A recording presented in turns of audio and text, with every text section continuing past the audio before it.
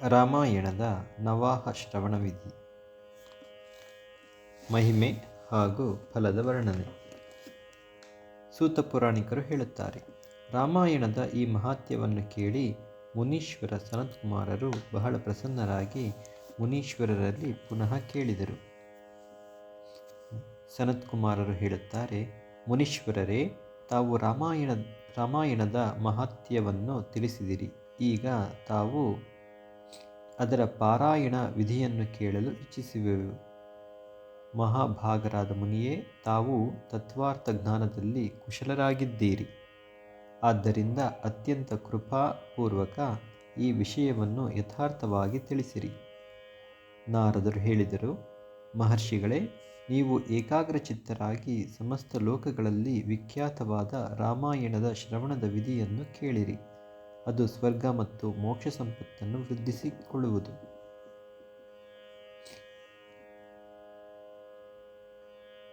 ನಾನು ರಾಮಾಯಣ ಕಥೆಯ ಶ್ರವಣ ವಿಧಿಯನ್ನು ತಿಳಿಸುವೆನು. ರಾಮಾಯಣ ಕಥೆಯ ಅನುಷ್ಠಾನ ಮಾಡುವ ಶ್ರೋತ ಮತ್ತು ವಕ್ತ ಭಕ್ತಿಭಾವದಿಂದ ಈ ವಿಧಿಯನ್ನು ಪಾಲಿಸಬೇಕು. ಆ ವಿಧಿಯನ್ನು ಪಾಲಿಸುವುದರಿಂದ ಕೋಟಿ ಪಾಪಗಳ ನಾಶವಾಗುತ್ತದೆ. ಚೈತ್ರ, ಮಾಘ, ಕಾರ್ತಿಕ ಮಾಸಗಳ ಶುಕ್ಲ ಪಕ್ಷದ ಪಂಚಮಿಗೆ ಕಥೆಯನ್ನು ಪ್ರಾರಂಭಿಸಬೇಕು. ಮೊದಲಿಗೆ ಸ್ವಸ್ತಿ ವಾಚನ ಮಾಡಿ ಮತ್ತೆ ನಾವು 9 ದಿನಗಳವರೆಗೆ ರಾಮಾಯಣದ ಅಮೃತಮಯ ಕಥೆಯನ್ನು ಕೇಳುವೆವು ಎಂದು ಸಂಕಲ್ಪ ಮಾಡಬೇಕು. ಮತ್ತೆ ಭಗವಂತನಲ್ಲಿ ಹೀಗೆ ಪ್ರಾರ್ಥಿಸಬೇಕು, ಶ್ರೀರಾಮ, ಇಂದಿನಿಂದ ಪ್ರತಿದಿನ ನಾನು ನಿನ್ನ ಅಮೃತಮಯ ಕಥೆಯನ್ನು ಕೇಳುವೆನು. ಇದು ನಿನ್ನ ಕೃಪಾಪ್ರಸಾದದಿಂದಲೇ ಪೂರ್ಣವಾಗಲಿ.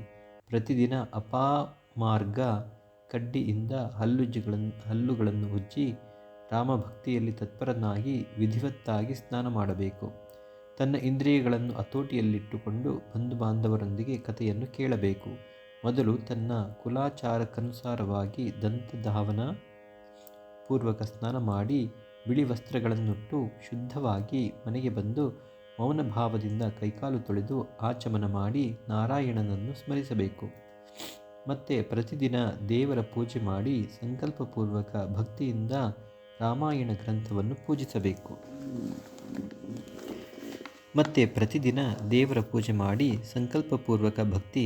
ರಾಮಾಯಣ ಗ್ರಂಥವನ್ನು ಪೂಜಿಸಬೇಕು.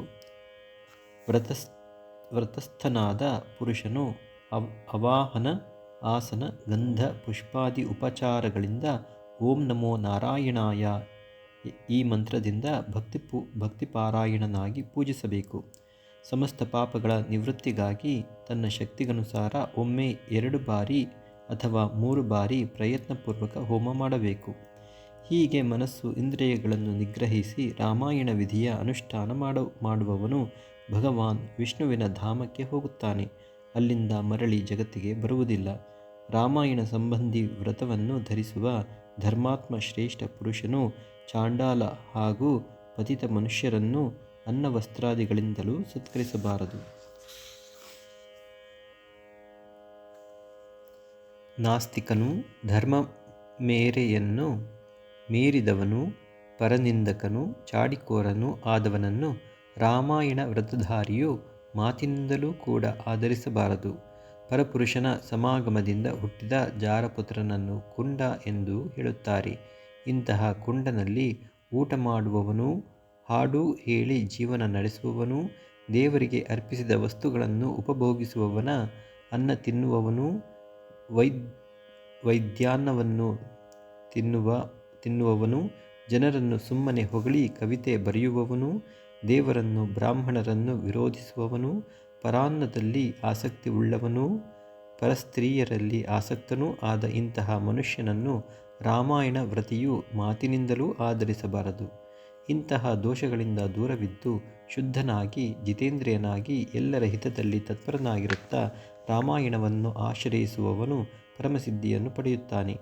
ಗಂಗೆಗೆ ಸಮಾನವಾದ ತೀರ್ಥ, ತಾಯಿಯಂತಹ ಗುರು, ಭಗವಾನ್ ವಿಷ್ಣುವಿನಂತಹ ದೇವರು, ರಾಮಾಯಣಕ್ಕಿಂತ ಮಿಗಿಲಾದ ವಸ್ತು ಯಾವುದೂ ಇಲ್ಲ.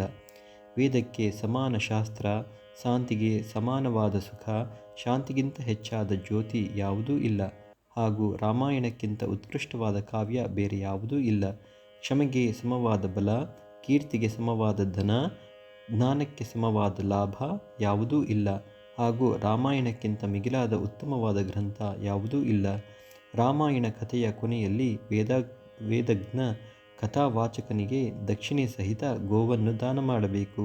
ಅವರಿಗೆ ರಾಮಾಯಣ ಪುಸ್ತಕ ಹಾಗೂ ವಸ್ತ್ರಾಭರಣಗಳನ್ನು ಕೊಡಬೇಕು.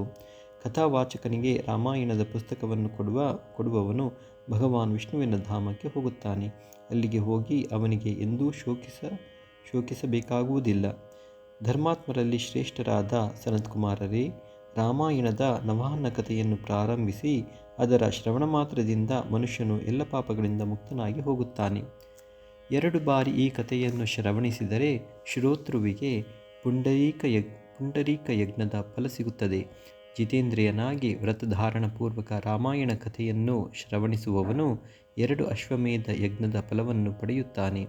ಮುನಿಗಳೇ, 4 ಬಾರಿ ಕಥೆ ಕೇಳಿದವನು 8 ಅಶ್ವಮೇಧ ಪರಮ ಪುಣ್ಯಕ್ಕೆ ಭಾಗಿಯಾಗುತ್ತಾನೆ. 5 ಬಾರಿ ರಾಮಾಯಣ ಕಥೆಯನ್ನು ಶ್ರವಣಿಸುವ ಮಹಾತ್ಮನು ಅತ್ಯಗ್ನಿಷ್ಠೋಮ ಯಜ್ಞದ 2 ಪಟ್ಟು ಪುಣ್ಯ ಫಲಕ್ಕೆ ಭಾಗಿಯಾಗುತ್ತಾನೆ. ಏಕಾಗ್ರಚಿತ್ತನಾಗಿ 6 ಬಾರಿ ರಾಮಾಯಣ ಕಥೆಯ ವ್ರತಾನುಷ್ಠಾನವನ್ನು ಪೂರ್ಣಗೊಳಿಸುವವನು ಅಗ್ನಿಷ್ಠೋಮ ಯಜ್ಞದ 8 ಪಟ್ಟು ಫಲಕ್ಕೆ ಭಾಗಿಯಾಗುತ್ತಾನೆ. ಮುನೀಶ್ವರರೇ, ಸ್ತ್ರೀ ಇರಲಿ ಪುರುಷನಿರಲಿ 8 ಬಾರಿ ರಾಮಾಯಣ ಕಥೆಯನ್ನು ಕೇಳುವವನು ನರಮೇಧ ಯಜ್ಞದ 5 ಪಟ್ಟು ಫಲವನ್ನು ಪಡೆಯುತ್ತಾನೆ. ಸ್ತ್ರೀಯಾಗಲಿ ಪುರುಷನಾಗಲಿ 9 ಬಾರಿ ಈ ವ್ರತವನ್ನು ಆಚರಿಸುವವನಿಗೆ 3 ಗೋಮೇಧ ಯಜ್ಞದ ಪುಣ್ಯಫಲ ಪ್ರಾಪ್ತವಾಗುತ್ತದೆ. ಶಾಂತಚಿತ್ತ ಮತ್ತು ಜಿತೇಂದ್ರಿಯನಾಗಿ ರಾಮಾಯಣ ಯಜ್ಞದ ಅನುಷ್ಠಾನ ಮಾಡುವವನು ಪರಮಾನಂದಮಯ ಧಾಮಕ್ಕೆ ಹೋಗುತ್ತಾನೆ. ಅಲ್ಲಿಗೆ ಹೋದ ಬಳಿಕ ಎಂದು ಶೋಕಿಸಬೇಕಾಗುವುದಿಲ್ಲ. ಪ್ರತಿದಿನ ರಾಮಾಯಣದ ಪಾರಾಯಣ ಅಥವಾ ಶ್ರವಣ ಮಾಡುವವರು, ಗಂಗಾ ಸ್ನಾನ ಮಾಡುವವರು, ಧರ್ಮ ಮಾರ್ಗವನ್ನು ಉಪದೇಶಿಸುವವರು ಸಂಸಾರ ಸಾಗರದಿಂದ ಮುಕ್ತರೇ ಆಗಿದ್ದಾರೆ. ಇದರಲ್ಲಿ ಸಂಶಯವೇ ಇಲ್ಲ. ಮಹಾತ್ಮರೇ, ಯತಿಗಳು, ಬ್ರಹ್ಮಚಾರಿಗಳು ಹಾಗೂ ಶ್ರೇಷ್ಠ ವೀರರು ಕೂಡ ರಾಮಾಯಣದ ನವಾಹನ ಕಥೆಯನ್ನು ಕೇಳಬೇಕು. ರಾಮಕಥೆಯನ್ನು ಅತ್ಯಂತ ಭಕ್ತಿಪೂರ್ವಕ ಕೇಳಿದ ಮನುಷ್ಯನು ಮಹಾತೇಜದಿಂದ ಬೆಳಗುತ್ತಾನೆ ಮತ್ತು ಬ್ರಹ್ಮಲೋಕಕ್ಕೆ ಹೋಗಿ ಅಲ್ಲಿ ಆನಂದವನ್ನು ಅನುಭವಿಸುವವನು. ವಿಪ್ರೇಂದ್ರಿಯರೇ, ನೀವು ರಾಮಾಯಣದ ಅಮೃತಮಯ ಕಥೆಯನ್ನು ಕೇಳಿರಿ. ಶ್ರೋತೃಗಳಿಗೆ ಇದು ಸರ್ವೋತ್ತಮ ಶ್ರವಣೀಯ ವಸ್ತುವೇ ಆಗಿದೆ. ಪವಿತ್ರಗಳಲ್ಲಿಯೂ ಪರಮೋತ್ತಮವಾಗಿದೆ. ದುಸ್ವಪ್ನವನ್ನು ನಾಶ ಮಾಡುವಂತಹ ಈ ಕಥೆಯು ಧನ್ಯವಾಗಿದೆ. ಇದನ್ನು ಪ್ರಯತ್ನಪೂರ್ವಕ ಕೇಳಬೇಕು. ಶ್ರದ್ಧಾಯುಕ್ತನಾಗಿ ರಾಮಾಯಣದ 1 ಶ್ಲೋಕ ಅಥವಾ ಅರ್ಧ ಶ್ಲೋಕ ಹೇಳುವವನು ತತ್ಕ್ಷಣ ಕೋಟಿ ಉಪಪಾತಕಗಳಿಂದ ಬಿಡುಗಡೆ ಹೊಂದುವವನು.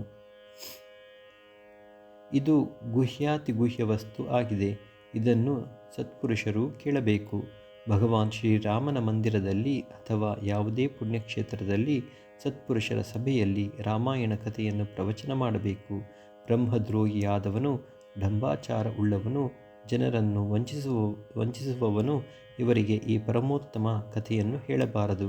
ಕಾಮಾದಿ ದೋಷಗಳನ್ನು ತ್ಯಜಿಸಿದವನು, ರಾಮನ ಭಕ್ತಿಯಲ್ಲಿ ಮನಸ್ಸು ಅನುರಕ್ತವಾಗಿರುವವನು, ಗುರು ಹಿರಿಯರ ಸೇವೆಯಲ್ಲಿ ತತ್ಪರನು, ಇಂಥವರ ಮುಂದೆ ಈ ಮೋಕ್ಷ ಸಾಧನವಾದ ಕಥೆಯನ್ನು ಹೇಳಬೇಕು. ಶ್ರೀರಾಮನು ಸರ್ವದೇವಮಯನಾಗಿರುವವನು. ಅವನು ಆರ್ತ ಪ್ರಾಣಿಗಳ ದುಃಖವನ್ನು ನಾಶ ಮಾಡುವವನು. ಶ್ರೇಷ್ಠ ಭಕ್ತರ ಮೇಲೆ ಸದಾ ಸ್ನೇಹವಿರಿಸುವವನೂ ಆಗಿರುವನು. ಆ ಭಗವಂತನು ಭಕ್ತಿಯಿಂದಲೇ ಸಂತುಷ್ಟನಾಗುವನು, ಇತರ ಯಾವುದೇ ಉಪಾಯಗಳಿಂದ ಅಲ್ಲ. ಮನುಷ್ಯನು ವಿವಶನಾಗಿದ್ದರೂ ಅವನ ನಾಮವನ್ನು ಕೀರ್ತಿಸಿದರೆ ಅಥವಾ ಸ್ಮರಿಸಿದರೆ ಸಮಸ್ತ ಪಾತಕಗಳಿಂದ ಮುಕ್ತನಾಗಿ ಪರಮಪದಕ್ಕೆ ಭಾಗಿಯಾಗುತ್ತಾನೆ. ಮಹಾತ್ಮರೇ, ಭಗವಾನ್ ಮಧುಸೂದನನು ಸಂಸಾರ ರೂಪಿ ಭಯಂಕರ ದುರ್ಗಮ ಕಾಡು ಸುಟ್ಟು ಹಾಕಲು ದಾವಾಗ್ನಿಯಂತಿರುವವನು. ತನ್ನನ್ನು ಸ್ಮರಿಸುವವರ ಸಮಸ್ತ ಪಾಪಗಳನ್ನು ಬೇಗನೆ ನಾಶ ಮಾಡಿಬಿಡುತ್ತಾನೆ. ಈ ಪವಿತ್ರ ಕಾವ್ಯದ ಪ್ರತಿಪಾದ್ಯ ವಿಷಯ ಅವನೇ ಆಗಿರುವನು.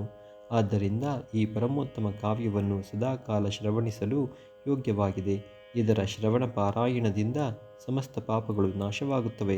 ಶ್ರೀರಾಮ ರಸದಲ್ಲಿ ಭಕ್ತಿ ಪ್ರೀತಿ ಇರುವವನು ಸಮಸ್ತ ಶಾಸ್ತ್ರಗಳ ಅರ್ಥಜ್ಞಾನದಲ್ಲಿ ನಿಪುಣನಾಗಿದ್ದು ಕೃತಕೃತ್ಯನಾಗಿರುವವನು. ಬ್ರಾಹ್ಮಣರೇ, ಅವನು ಗಳಿಸಿದ ತಪಸ್ಸು ಪವಿತ್ರ, ಸತ್ಯ ಮತ್ತು ಸಫಲವಾಗಿದೆ. ಏಕೆಂದರೆ ರಾಮರಸದಲ್ಲಿ ಪ್ರೀತಿ ಉಂಟಾಗದೆ ರಾಮಾಯಣ ಅರ್ಥಶ್ರವಣದಲ್ಲಿ ಪ್ರೇಮ ಉಂಟಾಗುವುದಿಲ್ಲ. ಈ ಭಯಂಕರ ಕಲಿಕಾಲದಲ್ಲಿ ರಾಮಾಯಣ ಹಾಗೂ ಶ್ರೀರಾಮನಾಮವನ್ನು ಆಶ್ರಯಿಸುವವನೇ ಕೃತಕೃತ್ಯನಾಗಿದ್ದಾನೆ. ರಾಮಾಯಣದ ಈ ಅಮೃತಮಯ ಕಥೆಯನ್ನು ನವಾಹ ಶ್ರವಣ ಮಾಡಬೇಕು.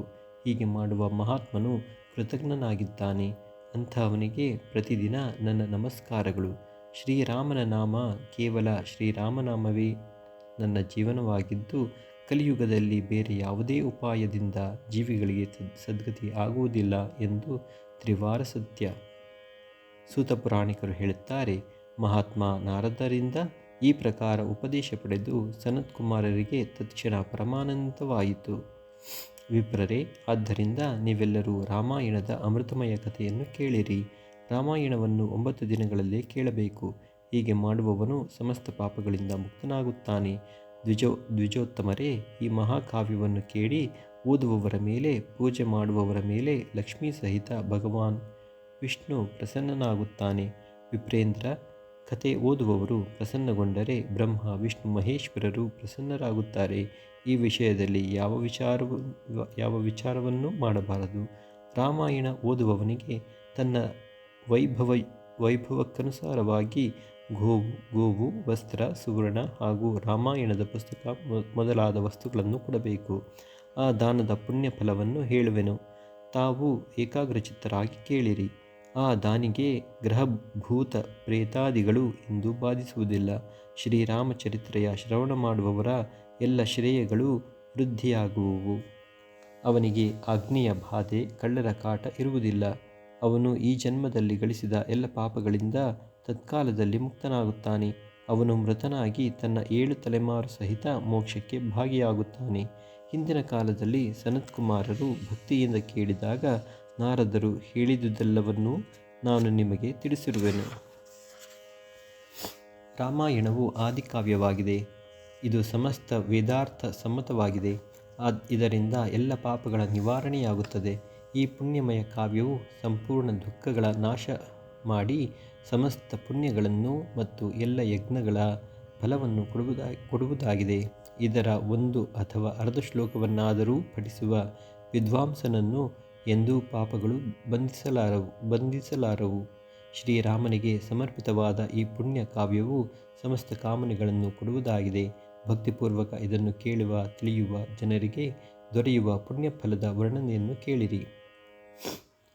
ಅವರು 100 ಜನ್ಮಗಳಲ್ಲಿ ಗಳಿಸಿದ ಪಾಪಗಳಿಂದ ತತ್ಕಾಲ ಮುಕ್ತರಾಗಿ ತಮ್ಮ 1000 ತಲೆಮಾರುಗಳೊಂದಿಗೆ ಪರಮಪದವನ್ನು ಪಡೆದುಕೊಳ್ಳುವರು. ಪ್ರತಿದಿನ ಶ್ರೀರಾಮನ ಕೀರ್ತನೆ ಕೇಳುವವನಿಗೆ ತೀರ್ಥ ಸೇವನೆ, ಗೋದಾನ, ತಪಸ್ಸು, ಯಜ್ಞಗಳ ಅವಶ್ಯಕತೆ ಏನಿದೆ? ಚೈತ್ರ ಮಾಘ ಕಾರ್ತಿಕಗಳಲ್ಲಿ ರಾಮಾಯಣದ ಅಮೃತಮಯ ಕಥೆಯನ್ನು ನವಾಹ ಪಾರಾಯಣವಾಗಿ ಕೇಳಬೇಕು. ರಾಮಾಯಣವು ಶ್ರೀರಾಮಚಂದ್ರನ ಪ್ರಸನ್ನತೆ ದೊರಕಿಸುತ್ತದೆ. ಶ್ರೀರಾಮ ಭಕ್ತಿಯನ್ನು ಹೆಚ್ಚಿಸುವುದು, ಸಮಸ್ತ ಪಾಪಗಳ ವಿನಾಶಕ ಹಾಗೂ ಎಲ್ಲ ಸಂಪತ್ತುಗಳನ್ನು ವೃದ್ಧಿಗೊಳಿಸುವುದು. ಏಕಾಗ್ರಚಿತ್ತನಾಗಿ ರಾಮಾಯಣವನ್ನು ಕೇಳುವವನು, ಓದುವವನು ಎಲ್ಲ ಪಾಪಗಳಿಂದ ಮುಕ್ತನಾಗಿ ಭಗವಾನ್ ವಿಷ್ಣುವಿನ ಲೋಕಕ್ಕೆ ಹೋಗುತ್ತಾನೆ.